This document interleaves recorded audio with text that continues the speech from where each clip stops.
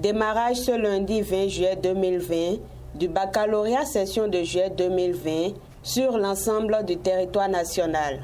95 404 candidats vont à l'assaut de ce premier diplôme universitaire. Dans le département du Borgou, 12 866. C'est le collège d'enseignement général Hubert Koutoukou Maga de Parakou qui a abrité le lancement officiel au plan départemental. Comme à ses habitudes, le préfet du Borgou, Djibril Mama Sissé, a profité de l'occasion pour doper le moral des candidats. Il a été question donc de les rassurer. D'abord de ce que toutes les dispositions sécuritaires ont été prises. Et après cela, puisque nous évoluons dans un contexte particulier, nous avons d'abord vérifié si les exigences sanitaires ont été respectées. Ça a été le cas.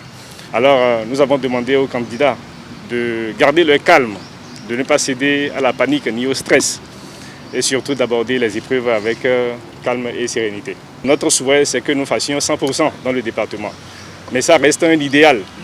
À défaut donc que tous les candidats réussissent, nous souhaitons que le score à réaliser par le département du Borgou soit quand même l'un des meilleurs de notre pays. Aboubakar Yaya, maire de Parakou, se réjouit du choix porté sur sa commune et souhaite.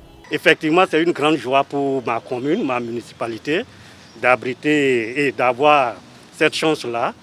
Comme je l'ai dit au lancement du CEP, je souhaite que la ville de Parakou fasse 100% d'admis. Et par la grâce de Dieu, nous aurons ce résultat-là. Au pire des cas, les résultats seront quand même meilleurs et comparés au plan national. Je ne peux que souhaiter bonne chance à tous les candidats. Vu le contexte sanitaire lié à la pandémie de la Covid-19, des dispositions sont prises pour limiter sa propagation. Ici, c'est un centre qui abrite uniquement les candidats de la série B. Au total, nous avons 1110 candidats au total, soit 37 salles, à raison de 30 candidats par salle. La particularité cette année, c'est comme vous le savez, la pandémie de la Covid-19. Il nous a été donc demandé à ce qu'au moins devant chaque bâtiment, que nous ayons un dispositif de lavage de mains. Dans chaque salle, il y a un gel hydroalcoolique pour les candidats. Donc avant qu'ils n'accèdent aux salles, chacun a reçu un jet. Et puis vous aurez aussi constaté que chaque candidat a son masque. Alors donc c'est la particularité cette année en dehors des dispositions habituelles que nous prenons. Prévue pour durer 3 jours, la phase des épreuves écrites prendra fin le mercredi 22 juillet 2020. Il ne reste plus qu'à souhaiter une bonne chance à tous les candidats.